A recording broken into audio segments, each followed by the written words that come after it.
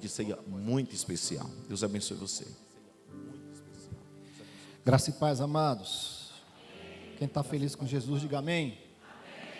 É um privilégio sempre retornar a essa casa. É sempre bom aprender com vocês. E toda vez que eu venho aqui, eu tenho a certeza que eu saio mais abençoado do que eu abençoei. Trago um abraço aí da pastora Lu. Está tendo culto na igreja hoje. E só George para me fazer sair da igreja de culto hoje para vir para cá, né? O pessoal nem sabe que eu estou aqui. Se eu falo, é o ciúme, né? Mas eu trago um abraço da Marf, nossa igreja aqui em Vitória da Conquista, ali na Avenida Alagoas. E eu e o apóstolo George, nós temos desenvolvido uma amizade muito boa, além daquilo que é do Conselho de Pastores da APV, que a gente tem estado há um tempo muito próximo de conversa, de compartilhar. De vez em quando a gente se abre um com o outro, né, Gel? Nas necessidades. E é sempre bom ter um coração para a gente abrir e compartilhar. Como o apóstolo falou, obrigado. Quem dá um copo de água ao profeta, recebe galardão de profeta e ainda gelada, você vai entrar no céu sem precisar fazer checklist. Desde ontem nós estivemos aqui. Eu queria pedir o pessoal só para diminuir um pouco, se possível. Eu tenho fotofobia, pavor à claridade. Obrigado. Não atrapalha a transmissão, não. Atrapalha? Atrapalha a transmissão, não. Com pouca luz não atrapalha a transmissão? Se for atrapalhar, pode deixar, eu baixo as vistas. Se for atrapalhar a transmissão. Desde terça-feira desde sábado nós estamos aqui. Ontem tivemos 2 palavras, foi uma construção. Falamos sobre a característica de uma igreja que é chamado por Deus para ser habilitados para governar. Hoje pela manhã nós falamos sobre restaurando a visão. E essa noite, Deus me deu a palavra com o tema, habilitados para governar. Eu não sei se eu vou pregar em algum outro lugar essa mensagem, não sei. Geralmente Deus nos dá algumas mensagens que são bem específicas. Eu tenho dificuldade de repetir mensagem, mas eu acredito que essa é bem própria para esse tempo. Apóstolo, eu acredito que nós fomos felizes em o Espírito Santo trazer esse tema, é muito pertinente. E antes de começar aqui a ler um texto com você, eu quero te perguntar se você já teve uma experiência. Eu estudei no Alaô Coutinho. Quem é que lembra do Alaô Coutinho aqui? No Alaô Coutinho. Minha mãe era professora, a professora Gemima. Minha mãe ensinava uma série, e na 7ª série eu tive uma professora chamada Maura. Maura era gente boa demais. Como o Alaô Coutinho era dividido em salas, tinha uma outra sala que tinha uma professora chamada Marinalva. E todas as vezes que eu encontro essas professoras na rua, eu dou um abraço, eu dou um beijo. Mas aconteceu que a Maura, a professora Maura, ela teve que tirar uma licença. E quem foi substituir a Maura foi a minha mãe. Minha mãe foi minha professora. 7ª série. E minha mãe me reprovou. Sim. Minha mãe me reprovou porque eu não tinha mérito nenhum. Eu bagunçava demais. E a pior sensação era ela puxar minha orelha no meio da galera. Para eu desprogramar a bagunça na cabeça com minha mãe era muito difícil. Eu conversava pelos cotovelos. E parece que o inimigo me mandou um colega chamado Dirã. Sempre tem. Era um enviado mesmo. Como uma boa mãe, ela falou: eu não quero você caminhando com Dirã. E Girão me esperava na esquina ali da minha casa para ir para o colégio. Resultado que eu repeti a 7ª série. Eu fui reprovado. E na época eu não tinha noção do que isso iria acontecer comigo. Na época eu falei, vou repetir. Mas quando eu começo a repetir a 7ª série, eu vejo os meus amigos da 7ª série lá na frente na 8ª série. E quando eu fui para a 8ª série, eu vi os meus amigos da 7ª série, primeiro ano, até eles se formarem, e eu não fiquei um ano atrasado para me formar.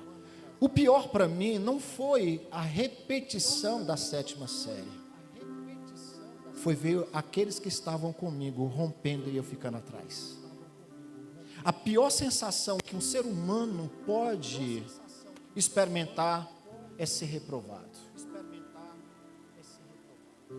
Queridos, eu quero dizer uma coisa para você.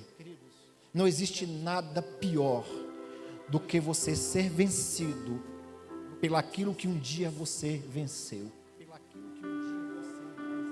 Não existe nada pior do que você ser vencido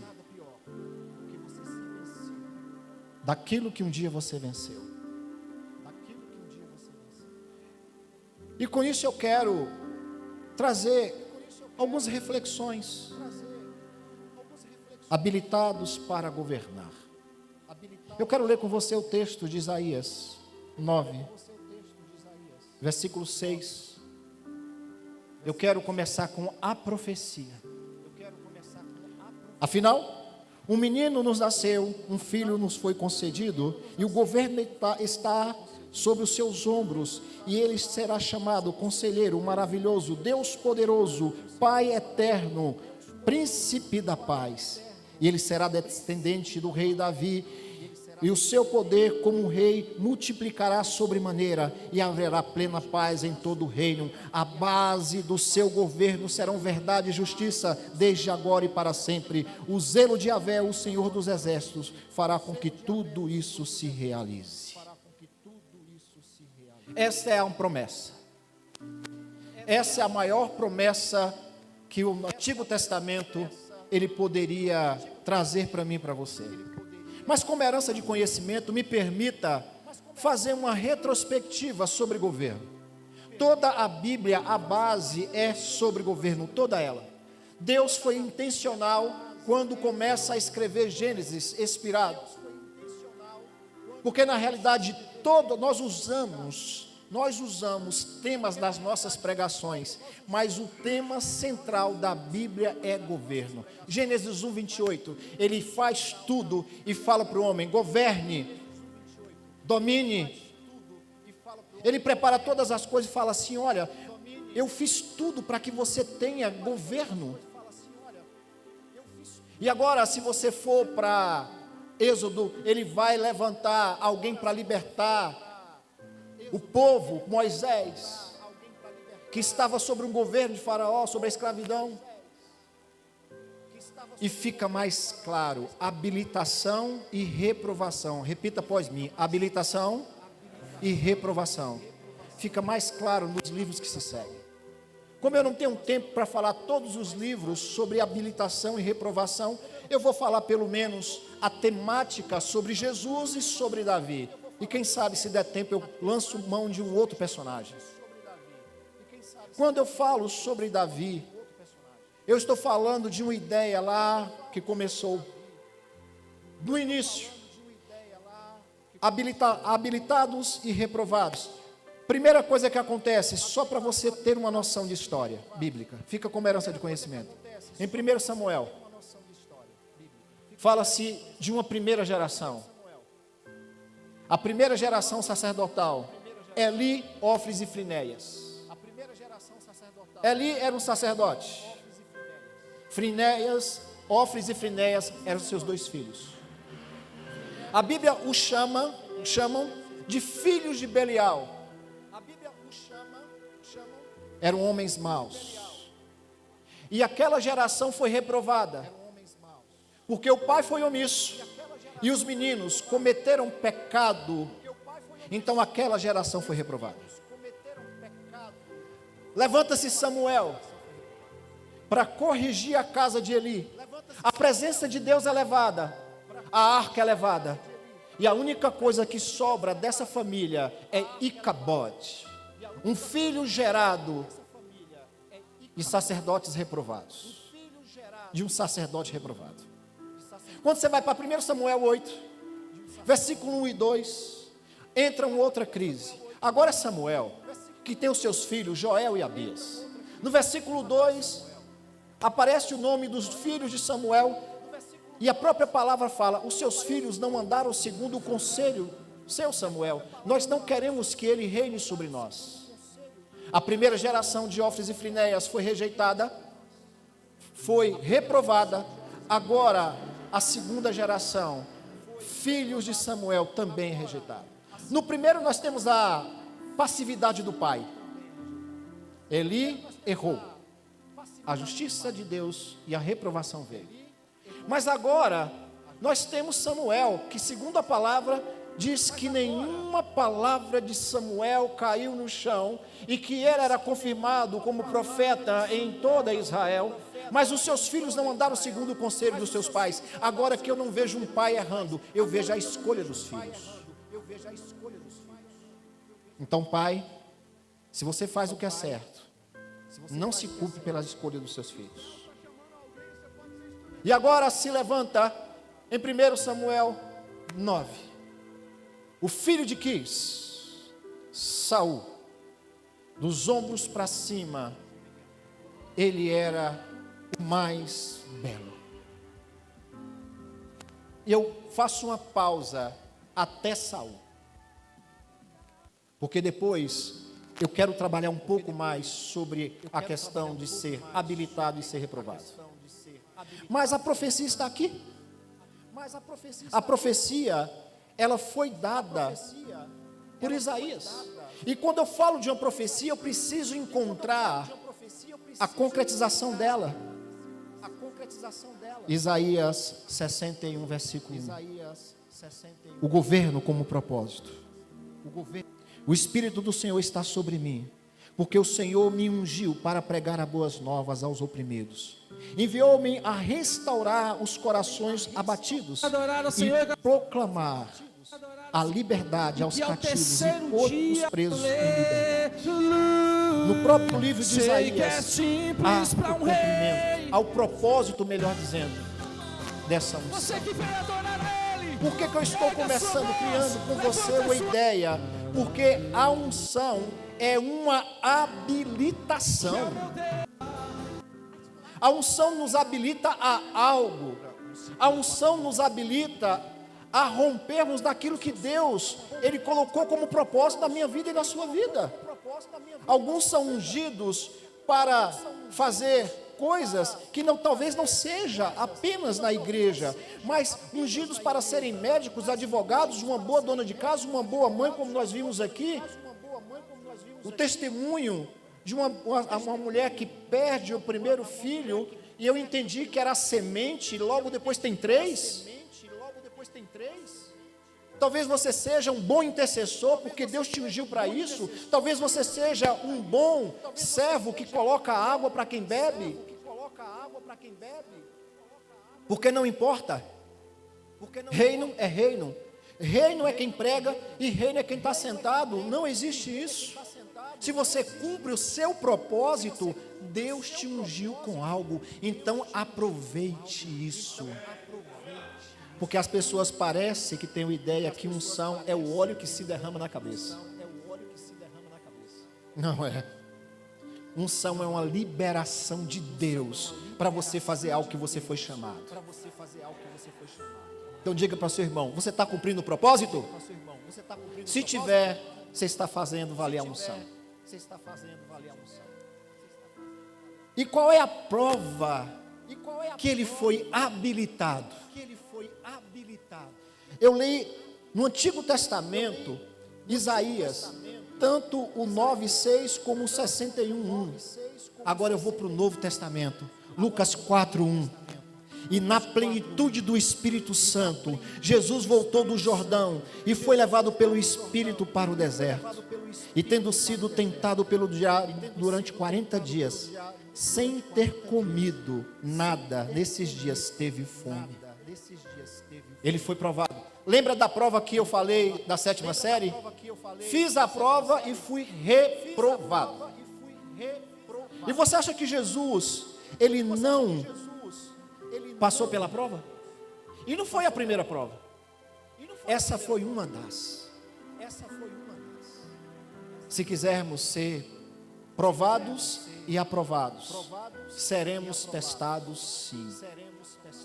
Não adianta você querer ser aprovado e habilitado se você não se submeter aos processos. Quem não entende o processo e não se submete ao processo nunca chegará ao propósito. Esse é a prova da habilitação. E a aprovação? Eu vou te mostrar a aprovação aqui. Eu li Lucas 4:1. Coloca para mim, querido, o 14. Lucas 4:14. No poder do Espírito, Jesus voltou para a Galileia e a sua fama se espalhou por toda a região. Ele foi provado, aprovado e liberado, cheio da unção. Eu quero te dizer essa noite que depois da prova, que vem a sua habilitação, você vai ser cheio do Espírito, você vai completar aquilo que Deus te chamou para fazer. Não se preocupe, o deserto não é para matar você, o deserto é só para que você seja aprovado. Quem tem preocupação de ser poupado no deserto, provavelmente não vai ser forjado no caráter e na confiança. É no deserto que nós somos treinados pela obediência.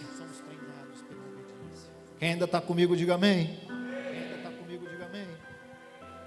E como eu li, a prova para habilitação e a aprovação, eu quero dar uma sequência no cumprimento da promessa, que está lá em Isaías. Lucas 4:17. Ele vai falar sobre o propósito da unção. Então eu tenho a profecia, eu tenho o propósito dela, eu tenho o processo dela e eu tenho o cumprimento dela. Você entendeu isso? Para ser habilitado você precisa passar por esses processos. Só tem respaldo na terra quem é respaldado no céu. Queridos, quando Jesus ele sai do deserto, e eu estava pensando vindo para cá, apóstolo George, que você não tem relato de Jesus sendo ungido com óleo. Você tem relato de Jesus sendo batizado. E as pessoas vão me perguntar, será que ele foi batizado, ele foi ungido? Jesus, como bom judeu, ele frequentou uma escola. E se mostra o batismo dele. No Antigo Testamento se tinha a prática de ungir reis. No Novo Testamento você tem imposição de mãos. Quem entendeu isso? Então você vê Jesus sendo batizado. E o Espírito Santo desce sobre ele. Eu acho interessante que quando Jesus encontra a primeira vez com Isabel e com João Batista, ainda estava no ventre de Maria. Lembra que Maria foi visitar Isabel?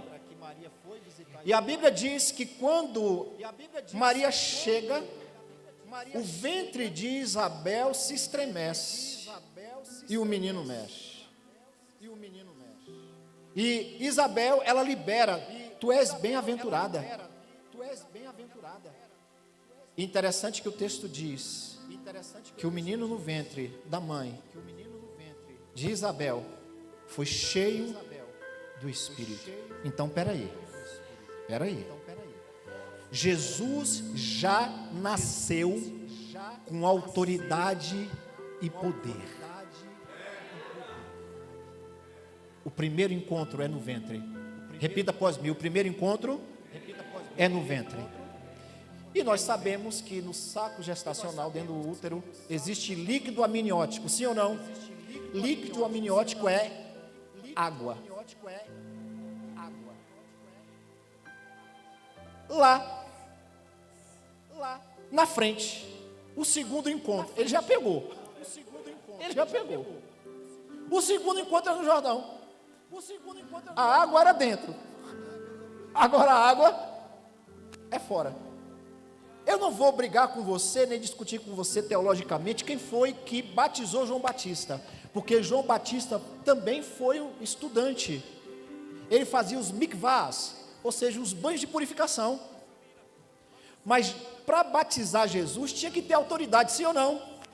Jesus no ventre libera João Batista cheio do Espírito Santo, para que lá na frente do Jordão, então ele já nasceu com autoridade. Agora aprenda, ele tinha autoridade, mas ele não tinha autorização. Existe uma diferença entre autoridade e autorização. Você pode ter autoridade, mas talvez você não tenha autorização para fazer. Jesus passa 30 anos tendo autoridade, porque já nasceu com autoridade, mas não tinha autorização. Com essa autorização depois dos 30 anos. E para simplificar autoridade e autorização, eu vou te contar pelo menos um exemplo simples. O policial, ele tem uma arma. Ele é uma autoridade, sim ou não? E ele está autorizado a usar uma arma, sim ou não? A arma é um poder, sim ou não? Poder de fogo. Um meliante, ele pode ter uma arma. É ilegal? É, mas ele pode ter uma arma, sim ou não? Ele tem um poder de fogo, sim ou não? Mas ele não tem autorização para usar. Ele tem a questão do poder, mas ele não tem autorização para fazer. Eu vejo Deus trabalhando sobre autoridade e autorização sempre.